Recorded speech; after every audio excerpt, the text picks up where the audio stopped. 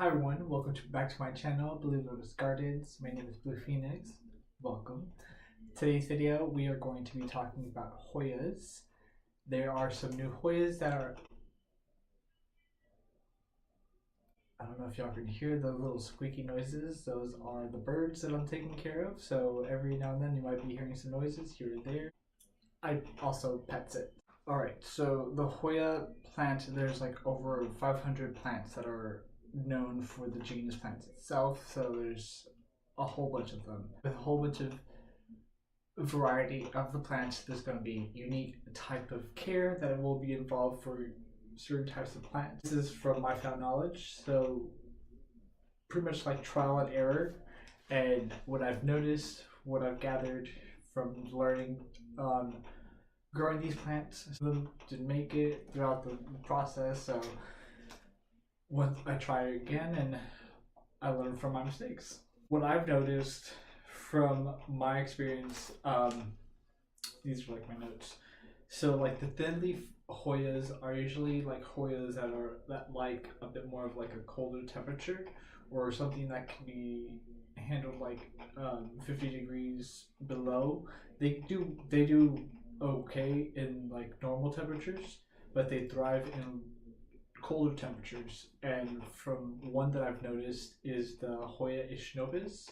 That is a cold blooming Hoya, so that one likes to bloom in the cold temperatures.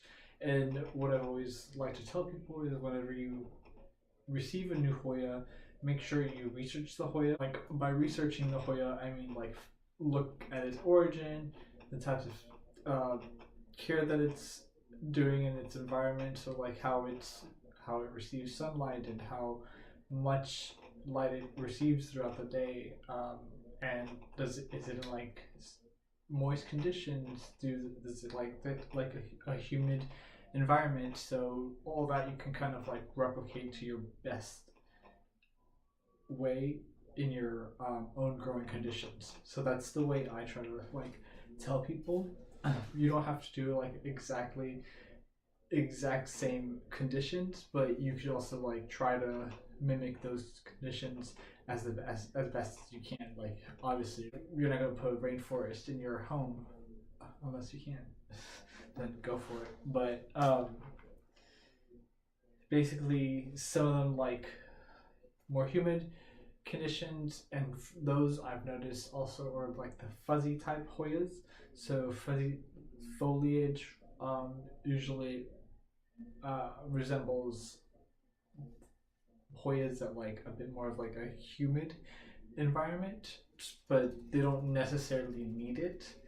And then I've also noticed that large leaf Hoyas like to be fed a lot, so they like to be fed a lot. And my theory on that is just because they like to be because there's a lot of energy that needs to be put out into growing these large foliage, like the Sarawak, the latifolias. Those are usually the ones that I could just think of off the top of my head. For my conditions in lighting,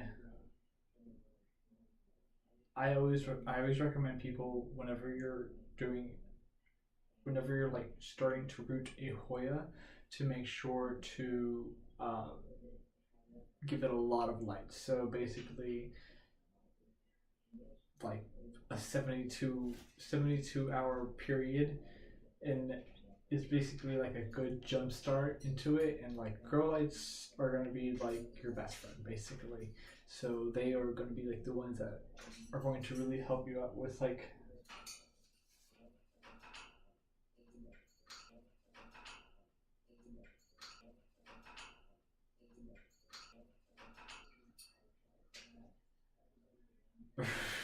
are going to really help you out with like establishing your plant and getting your plant going and rooting.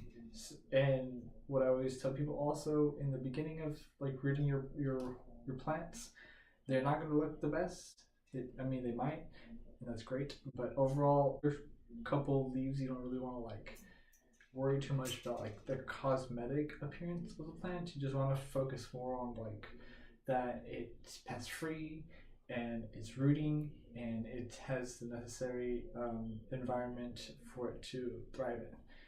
And then after that, you can like acclimate it to like average conditions. And if most of them do well like that, some will definitely show right away about like if they are not doing well, and right then and there you could just put it in like more humid conditions or less humid condition, or give it more light or give it less light. It just kind of like depends on the um, signs that it's giving you.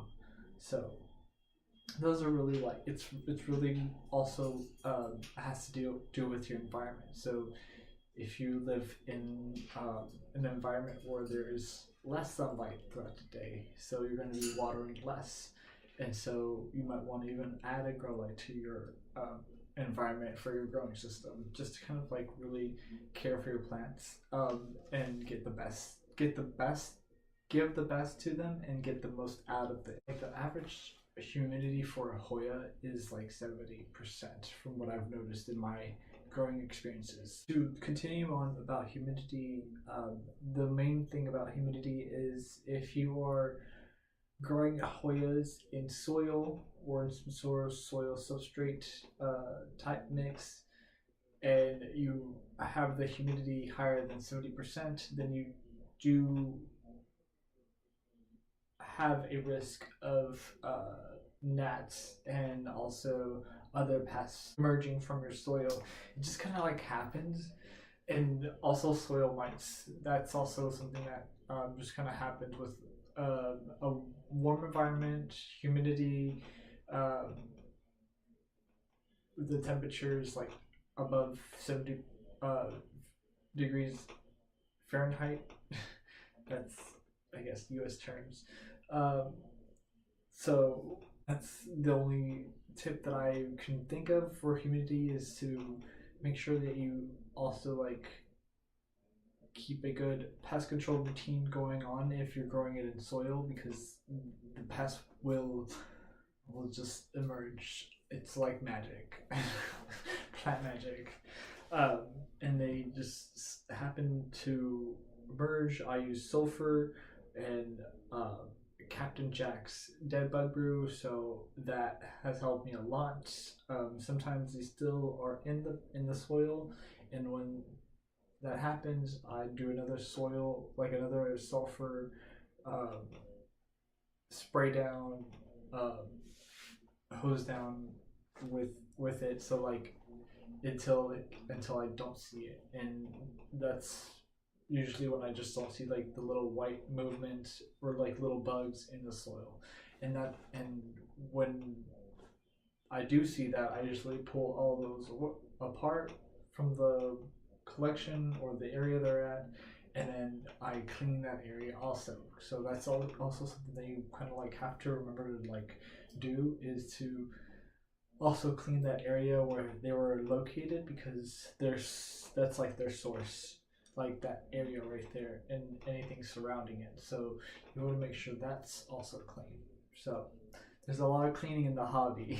You gotta be up to it, but it's all worth it. It brings a lot of joy. There's a lot of peace and tranquility about it. You just kind of like have to find your rhythm and what works best for you. Also, that's like really like a really big part of the hobby as well. It's like finding your routine, your rhythm with it, and you enjoy your plants. Like I have this whole jungle behind me, and I love it. Little relaxation area. I just like vibe out here and really think, and also just like relax. And sometimes when I'm caring for, like if I'm pet sitting, um, recently I've been pet sitting the birds, and so the birds and I just like hang out here, listen to some jazz, and like relax, and sometimes play, like little headbutt games. So it's just relaxing, and it's a good way to like enjoy your environment as well. With watering, you want to like water according to the amount of light that the plant is receiving. So if the plant is receiving a lot of light, the plant is going to need more water. If the plant is receiving less light, the plant will receive less water. And especially in during the end of the year, that's when a lot of the plants will like not need a lot of water. Some plants will be going dormant. All that's like alocasias and stuff. And so obviously not Hoyas, but in a general spectrum, that's just like how they like some of them will go dormant. But like also some Hoyas in the winter will bloom, and some Hoyas in the winter time will do a lot more attention and need to be placed in a lot warmer areas, and then you'll see like a slower growth to them. Like the Schnopes I had, the Hoya Schnopes. I don't know if I can find a picture. I'll put it here. But that was like such a really pretty Hoya, and it was really delicate, and it was very rare and unique and hard to find. Like I don't think it's really like that expensive, or I don't think it's that expensive. Like $10 maybe, $10-15 depending the plant size that you get it. But it was one that would definitely like thrive more in the colder time. And also the care goes also with like the area that you're growing it in. Like let's say you're growing it in more like tropical areas, you're obviously going to have a more like warmer area to grow them in, so you might grow them outside. So that's also something to look at. Substrates in growing Hoyas in are soil mixtures, cocoa husk mixtures, so like cocoa husk, peat moss, perlite mixtures, just perlite, and then also stratum. So a lot of people like to start their Hoyas off in perlite or stratum because it's just really easy, less mess. The pests aren't really like there, like if you were growing them in soil. So like I grow my plants in soil because it's just easier for me, and it's just like the way that I care for them. But I also am growing some plants in like stratum, or like stratum perlite, or like cocoa husk and perlite. Some are just growing like that because that's how they came, and so I just haven't changed them. And some I just grow them like that, so that way I can like learn how to grow them better in that substrate. And that's just, you know, like once you start getting like a hand on your like plant care with your plants, you start to like really figure out what works with you and the plant. So that's how I go about like plant care and like plant substrates. A couple plant features. So a couple plant features I would like to talk about are like splashing and sun stressing. So if you're like new to Hoyas, you don't really like know those terms. Those terms are often referred to the features of the plant. So the splash of the plant will be referring to like the silver spots, or sometimes circular patterns that are silvery to the foliage of the plant, and that would determine the splash on the plant. Some of them are just like natural that way, and some of them are just like that's like their main feature. Like the Hoya Bleulotus splash, it has like those splashy features. The Hoya Crimson Queen splash has those splashy features throughout the foliage as well.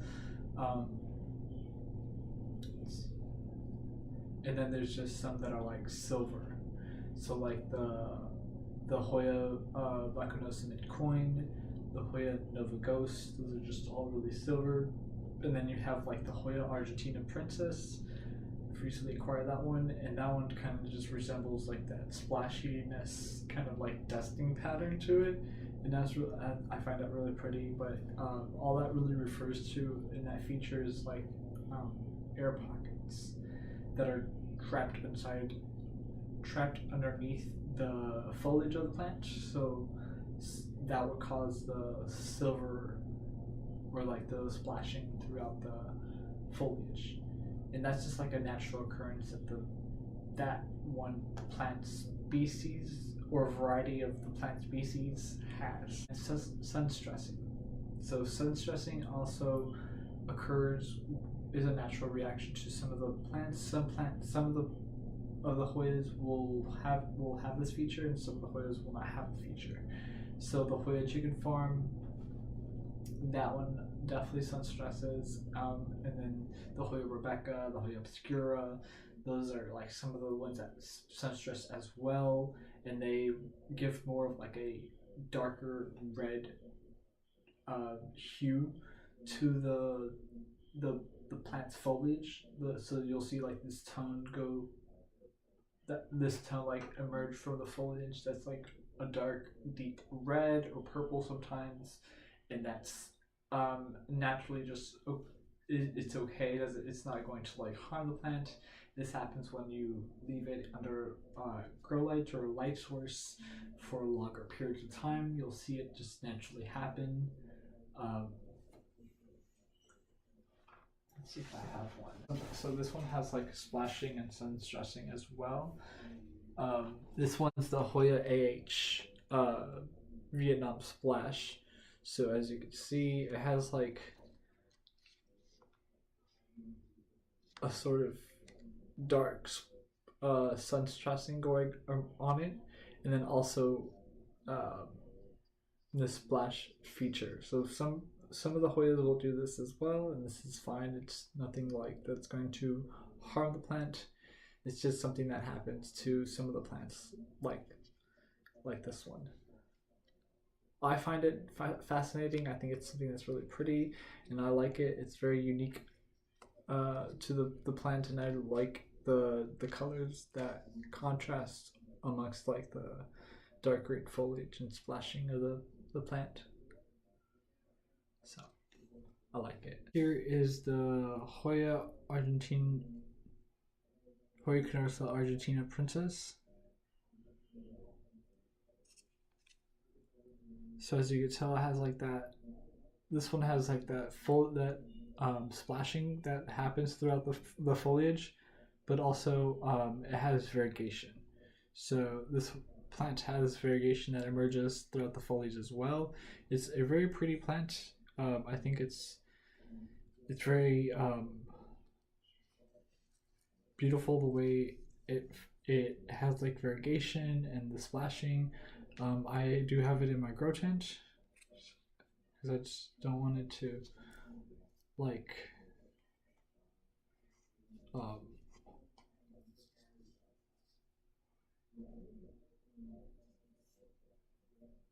because I just like wanted to like it's a 2-leaf like plant, so I just don't want it to die on me or anything yet.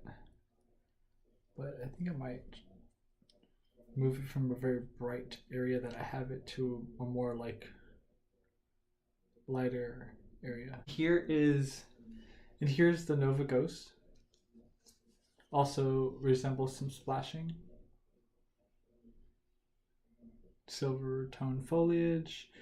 Just really pretty, simple, elegant. This one I chopped it all the way back down because I placed some on my shop and they went fast. So make sure you check out my shop because sometimes I'll just add some plants on there and those like really go fast. This is the Hoya Obscura, and as you can tell, it will show this like deep red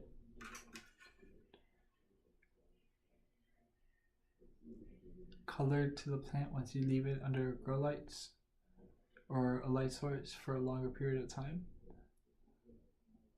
I think it's pretty. I think it adds a nice feature to the plant. And as you see like in the tips also, like right there.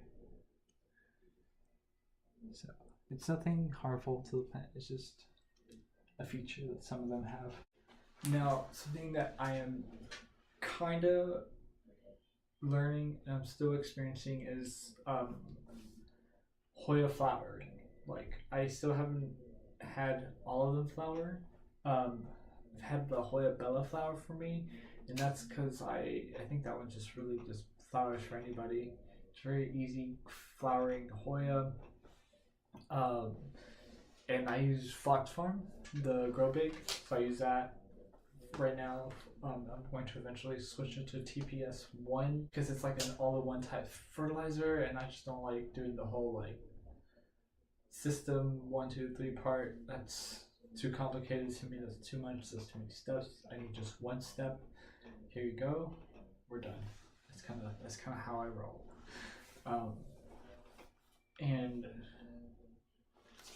But yeah. So from what I know, from the knowledge on the flowers, is that some of the colors are hard to find or like are unique to the plant. So I believe are the darker colors, like I think it's orange, don't quote me. But like I know some of them are harder to find with that type of color of the corona, which is the center of the flower. So on top of the flower there's like another structure part of the flower that's on it. It looks like gummy bears, like little gummies to me.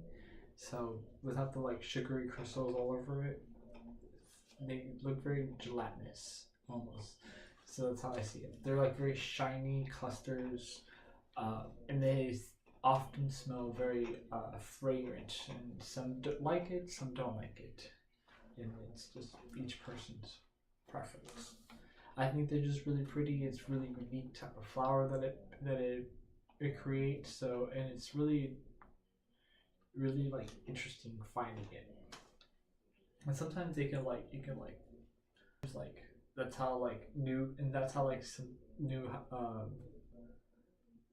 Hoyas are made. So definitely want to try that out. So that's basically like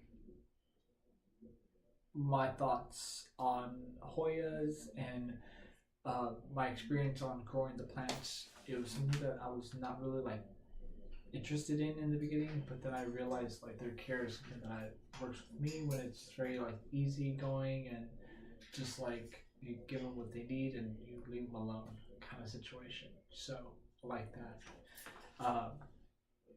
And do want to quickly mention we do have new merchandise. If you see right here, this is one of them. This is the adventure hoodie, and on the front it has the elephant with a couple of the plants foliage there. It's really nice. And like, where's it at? Over here you can see our name, Bleulotus.Gardens, and then on the back I do like some really cool fun font for it. I have another one that I designed as well, more like just like chill design. I liked it when I was designing it. It has like a skull and some plants in the back, and I thought it was really cool.